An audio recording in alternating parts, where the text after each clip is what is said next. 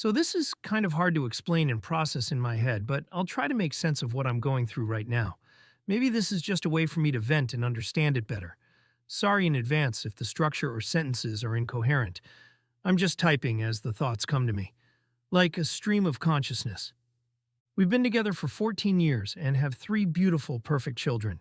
I proposed to her before she got pregnant with our firstborn, but we ended up having our first child before marriage, which is quite common where we live. Adapting to life with a baby was tough. We were still quite young. I was 24 and she was 22, so we couldn't hang out with friends the same way we used to. But we were so in love, and despite the hardships and minor fights from exhaustion, our life still felt perfect. We were happy together. There were ups and downs, but nothing major that we couldn't resolve and forgive each other for. We lived this young family life for 2 years, but we didn't have the time or resources to arrange a wedding.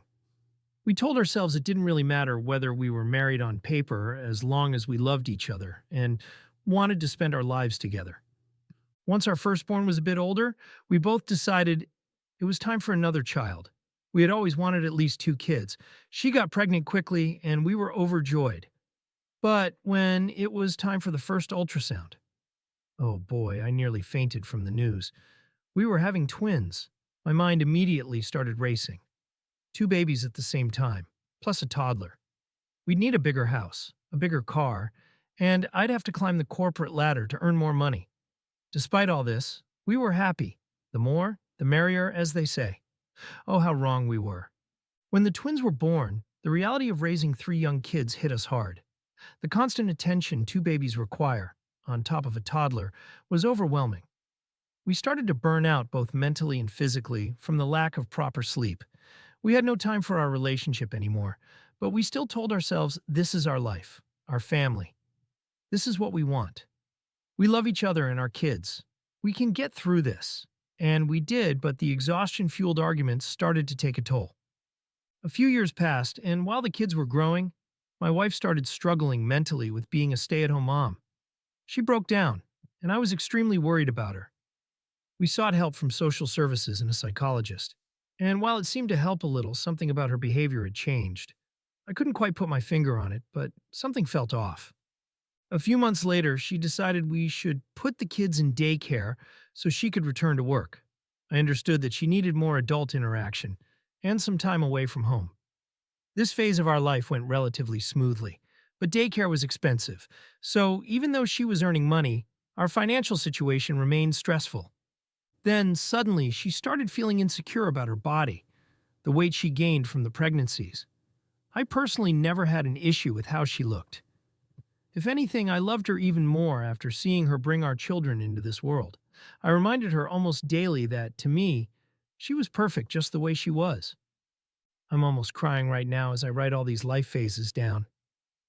This is when my own childhood traumas started manifesting: jealousy and fear of losing a loved one. She began going to the gym regularly, completely changing her lifestyle with fitness and a strict diet. She got in incredible shape. At the same time, she started wanting more free time, going out with friends on weekends while I stayed home with the kids. This triggered my fears. I started acting poorly towards her every time she went out. I tried to hide my jealousy, but she always saw through it. We started fighting more and more about why she needed so much time away from me and the kids. In my unstable state, I accused her of wanting a new life or a new partner.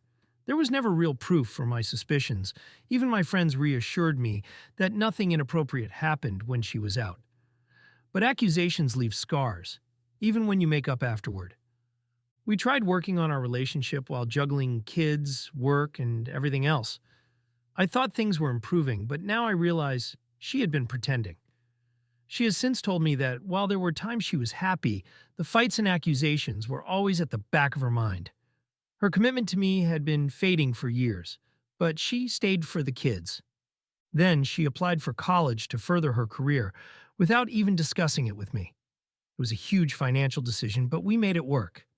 I supported her, bought her a new laptop and backpack as a good luck gift, and she seemed so happy, but her happiness made me feel like an outsider in her life. The emotional distance between us grew. At home, she acted differently, distracted, dismissive, not really listening when I talked. She seemed happiest when she was at school. After a few months, I noticed she was always texting someone, hiding her phone whenever I walked in. My insecurity skyrocketed. One night, I checked her phone. She had been texting some guy, nothing explicit, but definitely flirty. My mind went blank. I saw red. We had a huge fight. She reassured me it was nothing, that she used emojis and friendly banter with everyone. Like an idiot, I believed her, and we made up again. The next time she went away for school, things felt off. Her texts that evening seemed rushed, as if she wanted me to stop texting her. That night, she didn't respond for hours. At 1 a.m., she finally replied, saying they had just gone to a restaurant and a pub. She ended the message with, "Good night, dear. I love you so much. I need to shower now. I won't have time in the morning." At the time, I didn't think much of it. The next day, I picked her up from the train station. When I went to kiss her, she subtly turned her head. At home, she wouldn't let me hold her in bed, saying she was too hot. I ignored the signs. The following day was her niece's christening. Everything seemed normal. But later, when we got home, she suddenly said, "We need to talk. Let's take the dog for a walk." That's when I knew. She started crying and admitted to cheating with that guy. I collapsed to my knees, my stomach churning. Then anger took over. I yelled so loudly that the whole neighborhood must have heard. She kept apologizing, but I was too shattered to hear it. She initially wanted to fix things, but after weeks of thinking, she changed her mind. A psychologist told her she wouldn't have cheated if our relationship had been solid, and she accepted that as her truth.